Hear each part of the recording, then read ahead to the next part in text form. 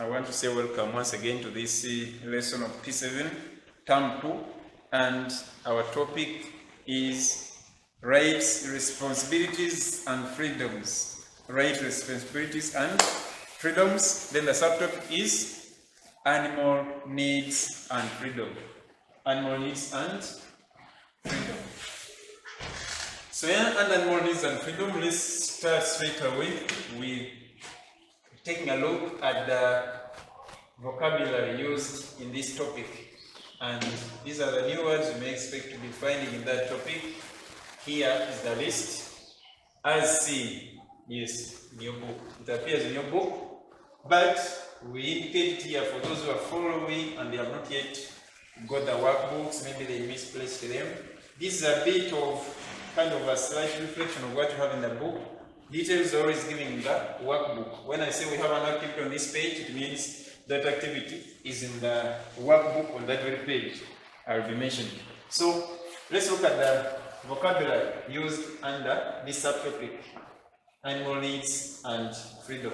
We have capture, then poach, protect, captivity, freedom, frighten, reproduction, insemination, discomfort, then injury, secure, thirsty, that's an adjective, thirsty, coming from thirst, hunger, it's a noun, the adjective should be hungry, okay, anger, which is another noun, and its adjective is angry, then hindrance, hindrance is another noun, abstract noun, and the adjective is, not the verb is hinder. You hinder someone, you're creating a hindrance.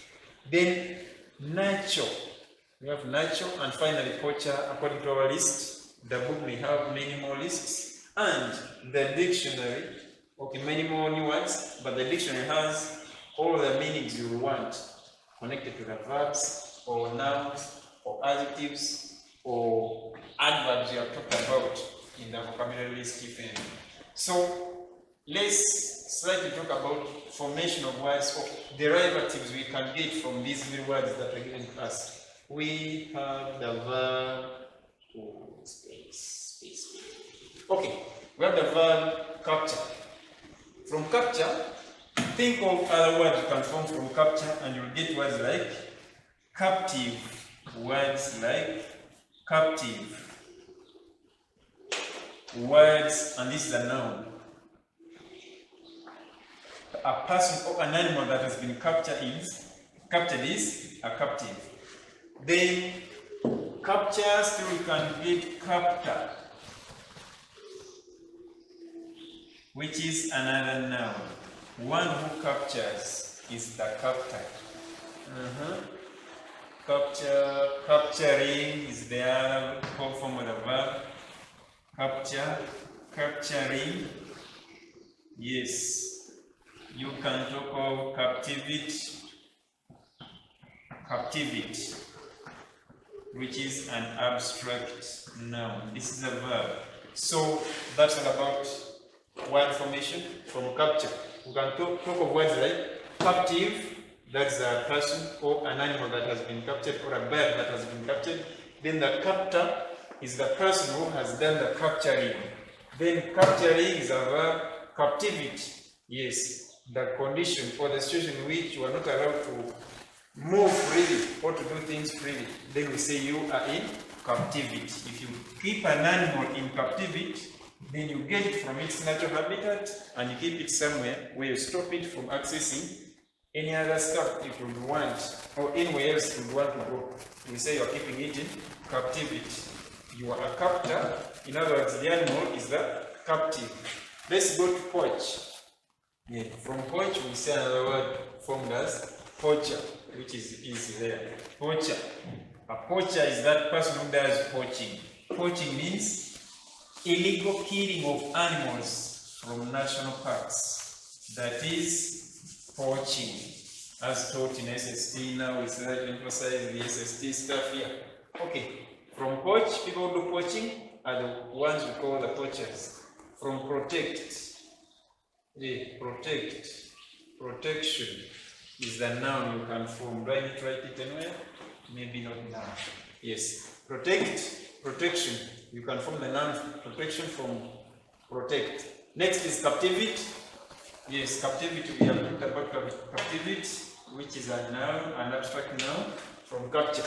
Then freedom, which comes from free. Some words I may not write. You may need the dictionary to get the meaning. Then you try to figure out the other derivatives that can be formed from those words that are given to you. Have freedom, which comes from free. Next is frighten. Frighten is a verb. We can use that verb in different forms. Frightening. It can be an adjective as well as a verb. We have frightened.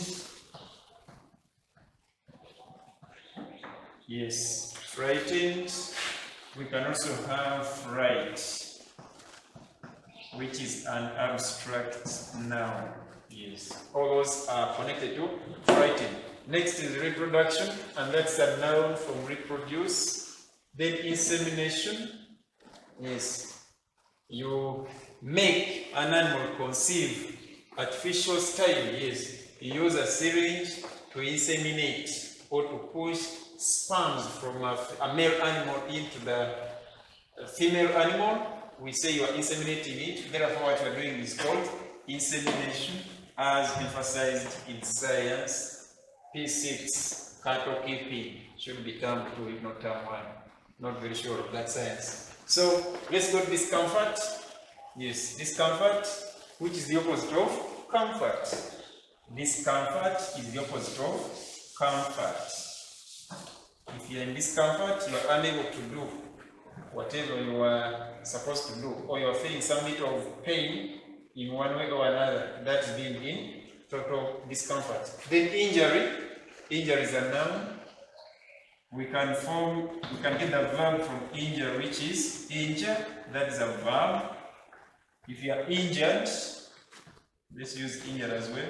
Injured can be an adjective as well as a verb or adjective. An injured animal, that's now injured as an adjective. Yes. By the way, for information, all verbs that are in the past participle can be used as adjectives. Yes, you can use your verbs in the past participle as adjectives. If I say a written letter, a letter that has been written, I have used written as an adjective. Okay, so when I say an injured bird or an injured animal, that's an animal that has been injured or that has got an injury. Injury being a noun. We talked about its verb, that's injured. Then injured, the past tense of injure. Injuring, R-I-N-G. This time there is no Y. Okay, from secure, let's talk about secure. Secure will form security. From secure, it can form security. Secure is a verb. We said this is a noun. This is another noun. This is another noun. Frightened is a verb. Others, we continue naming them according to the personal speech where they belong. So, we secure, change to security, and this is a noun. We have security. Tell me its opposite. And the opposite of security is insecurity. The opposite of a noun is always a noun. Similarly, insecurity is a noun. We can turn it to secured, which is a verb in its past tense or past participle from secure. Then thirsty. Thirsty has other words that can be formed from it, and that is, being an adjective, it has its comparative as thirstier. The superlative should be thirstiest, the thirstiest animal on the farm. Thirstiest, yes. Then from thirsty, talk of the mother word or the root word, and that should be a noun, that is thirst. Thirst is a verb, is a noun, sorry. Hunger is our next word, which can be changed to other forms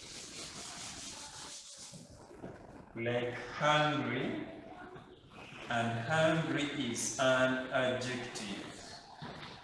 Change hungry to the comparative, you get the comparative of hungry as hungrier.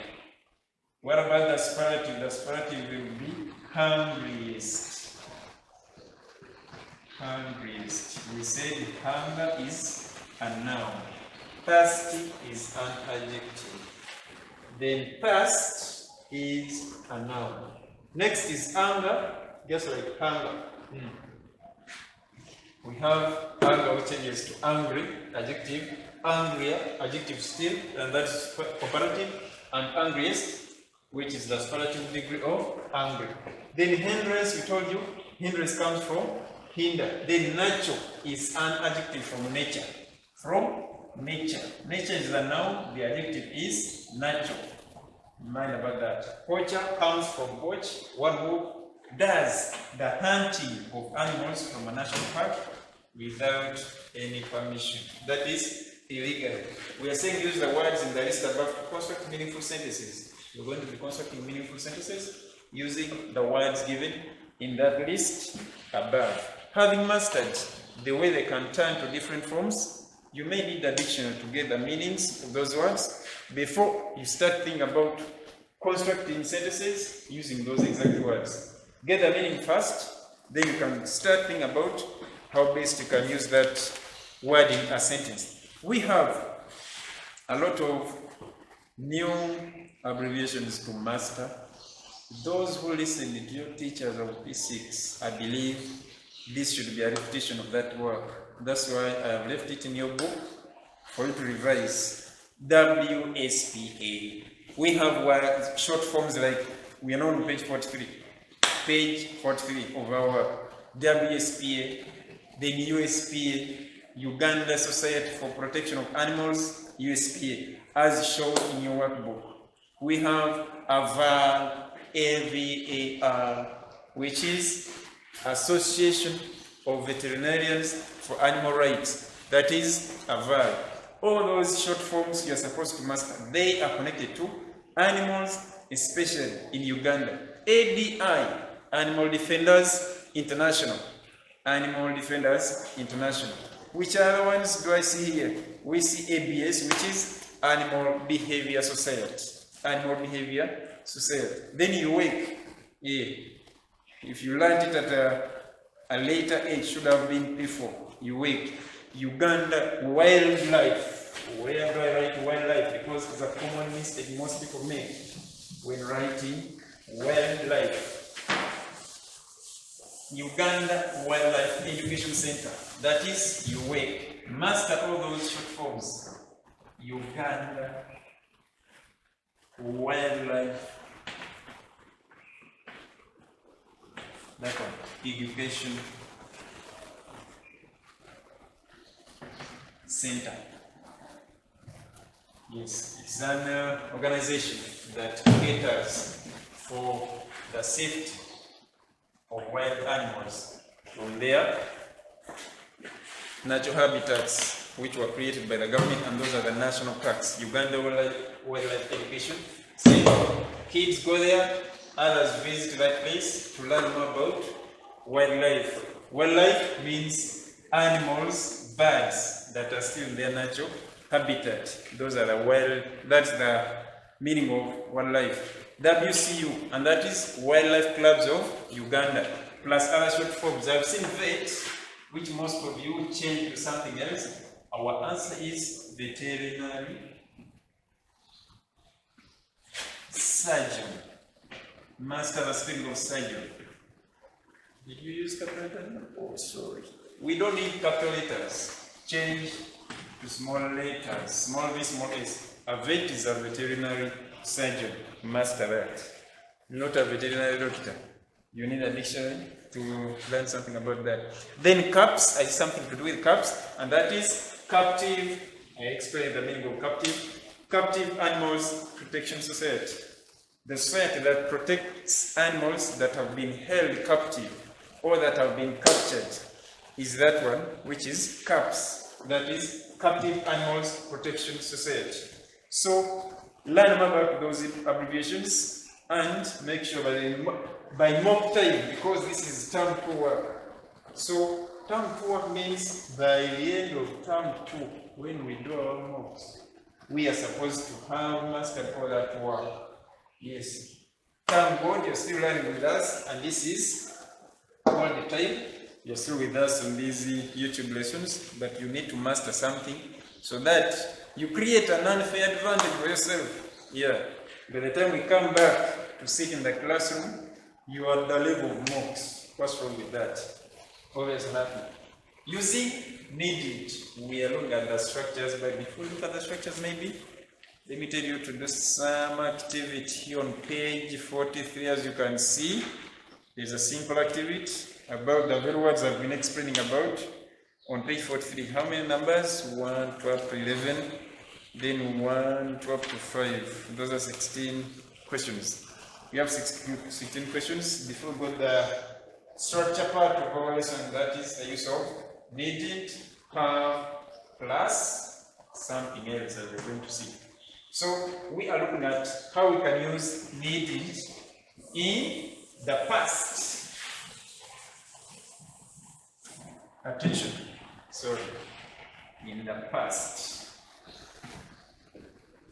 We are saying the structure above is used in the past. Which pattern are we supposed to follow? The pattern shows you the order of words in your sentence. And what is the order of words that I'm using? Needed, answering the question, said in the past. The order should be needed plus have plus a past participle verb. The one I normally abbreviate to PPV. That is a past participle verb. We apply this pattern if our question has been said in the past. We use that pattern of needed if our question has been said in the past. Number 1. It was not necessary for the poacher to kill that calf. It was not necessary for the poacher to kill that calf. Use needed. The teacher will not say, use needed have. The teacher will just tell you, use needed. Rewrite that one sentence, write the sentence using needed. And you will know, because this sentence is in the past with was, I'm supposed to answer using this pattern. Needed, have, plus a past participle verb. The poacher. Don't say it was needed. You say the poacher. Needed, have, killed that calf. That's our answer. The poacher needn't have killed that calf. Needn't see, have, see, past participle verb, see, and that means my answer is beautiful, my answer is correct, perfect. Milka docked her sheep's tail, although it was not good. What was not good? The sheep, the tail. What was not good? Milka docked her sheep's tail, although it was not good. My question to you is, what was not good? Okay. What was not good was the act of docking. The sheep was good. The tail was good, but the act was bad. That's the meaning of our sentence. So we say, Milka docked her sheep's tail, although it was not good. Yes, meaning the act of docking the sheep's tail was not good. So we use needed, and we say, it was not it. We can't begin it in that kind of sentence. So you say, Milka the noun, or the shepherd may be, Milka needed have plus a past participle verb, docked. Her S-H-E-E-P apostrophe S J. Do we need to add those useless words? No. Because it was not good, our answer is clear. Milika didn't have dog her sheep's tail. Finish. Milika the shepherdess, a lady who looks after sheep, is a shepherdess. Let me write it here. Some of you may be hearing it for the first time. Shepherdess.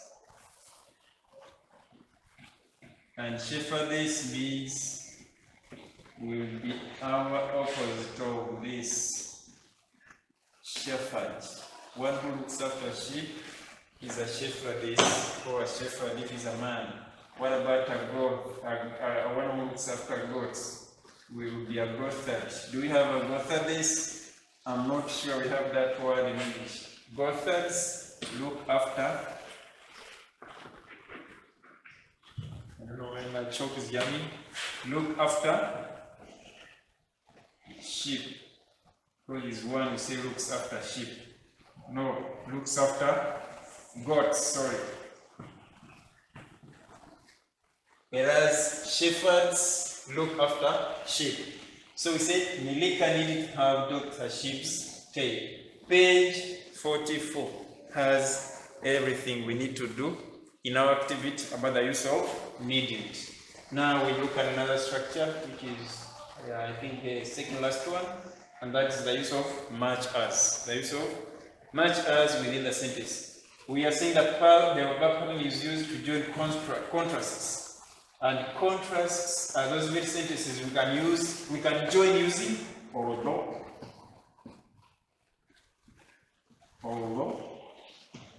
even though. Contrasts are those sentences we can join using though. We can join using despite. Now we can join using whereas. We can join them using this one itself, much as. All these conjunctions are used when joining contrasts. So if I now use despite, which one have I left out? The most common one, which is in spite. In spite. So we use despite, although, even though, whereas, much as, in spite, when joining contrasts or contrasting sentences. We are saying it is used the same way as although, even though, and whereas. Meaning, if I now use even though, if I now use though, if I now use whereas, I now use although, I can never fail to use much as. It is that simple. Examples. Number one. A cow is an animal, but it also needs protection. A cow is an animal, but it also needs protection. Our teacher from the other classes, maybe our teachers from other classes, have already emphasized that when we use although, we don't need to use but. That is clear. Again, when we use much as, we do not need to use but. However, most of the sentences we are going to be dealing with have the word but already used there, meaning be very careful. Do not use but when you have used much as. So you see, a cow is an animal, but it also needs protection. A cow also needs protection, much as it is an animal.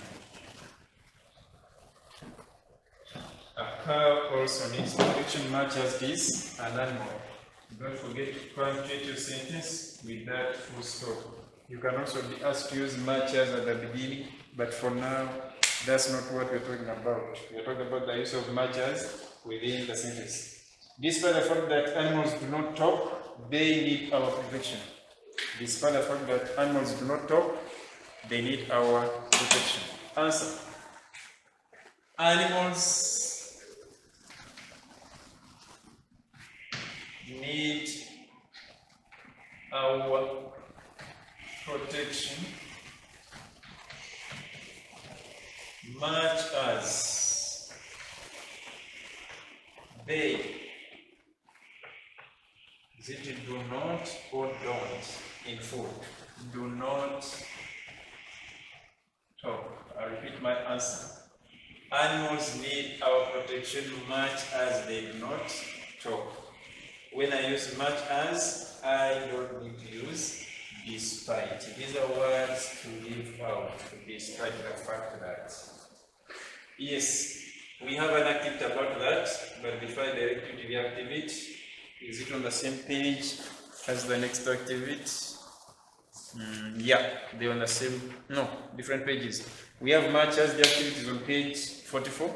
You'll find that activity on page 44 about the use of much as. The last one in our lesson today is about the use of whereas. Whereas this time around is again used within the sentence. We're saying this time around it is used within the sentence, not at the beginning as we saw it in the topic examinations.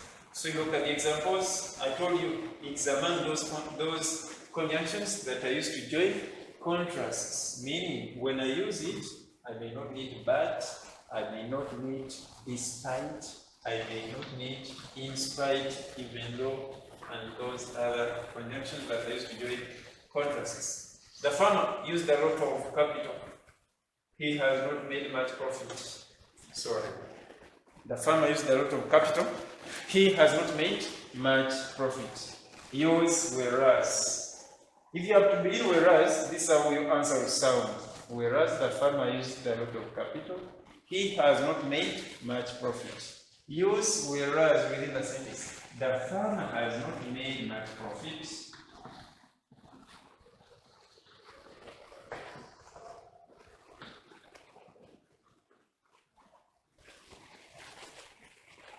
The farmer has not made much profit. Whereas used.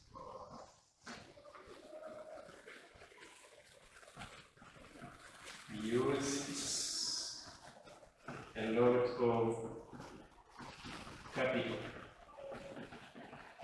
Our answer? The farmer has not made much profit, whereas used a lot of capital. That's our answer. Then Kaju rears a lot of cattle, although she does not take milk. Although is used within the sentence. This is more direct in fact. Meaning, remove although, replace it with whereas. And the answer will be done and dusted. So we say, Kaju rears a lot of cattle, whereas is written as one word, strictly one word. Whereas she does not take milk. I repeat, Kaju rears a lot of cattle, whereas she does not take milk.